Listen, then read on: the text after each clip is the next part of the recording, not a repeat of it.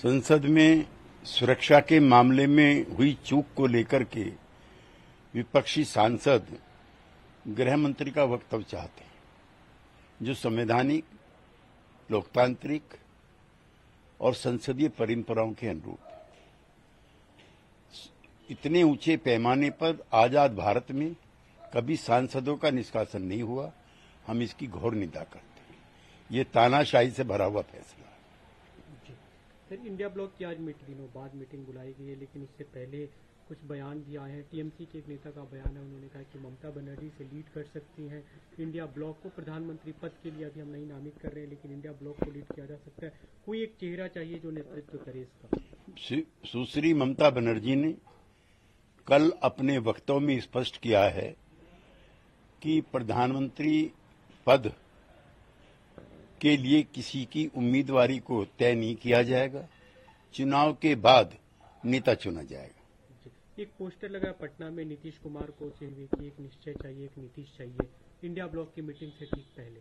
नीतीश कुमार जी के द्वारा जो सामाजिक न्याय के मुद्दे उठाए गए हैं, वो समूचे विमर्श का और विपक्ष का इस समय स्लोगन बन गया है। लिहाजा उसी निश्चय को दोहराने के लिए इस प्रकार के पोस्टर के जरिए पार्टी के कार्यकर्ता प्रचार और प्रसार कर रहे हैं।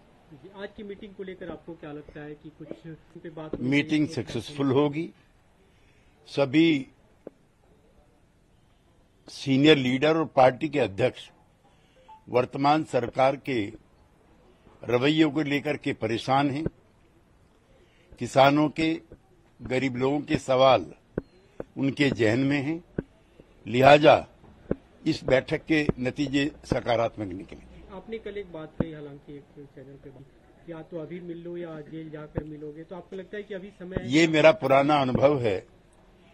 जब हम इंदिरा जी के खिलाफ संघर्षरत थे, जयप्रकाश जी के नेतृत्व में, चौधरी चरण सिंह के एकता प्रयास के बावजूद भी एकता नहीं हो पा रही थी। आपातकाल लगा, हम जेल में गए और तुरंत एकता हो गई। ये मेरा पुराना अनुभव। लेकिन इतने सांसदों के सस्पेंशन और इतने जो लगातार कहा जा रहा है, जिस तरह ईडी सीबीआई का दुरुपयोग हो रहा है, आपको लगता है कि अब जरूरत है, खासकर जो सबसे बड़ी पार्टी कांग्रेस पार्टी, आप लोग लगातार कहते हैं भारतीय जनता पार्टी को बगैर एकताबद्ध हुए, बगैर इकट्ठा हुए, बगैर एक सुनिश्चित कार्यक्रम के अभाव में पराजित नहीं किया जा सकता। वो बहुत ही मजबूत पार्टी हो चुकी है। दिल्ली के मुख्यमंत्री अरविंद केजरीवाल को ईडी किया है फिर से एक बार दिल्ली शराब घोटाला मामले में, आप कैसे देखते हैं? मुख्यमंत्री अरविंद केजरीवाल जी के पास ना तो कोई विभाग है, ना उनके किसी ऐसे कागज पर दस्तक हैं जिससे उनकी इन्वॉल्वमेंट या संलग्नता जाहिर होती हो।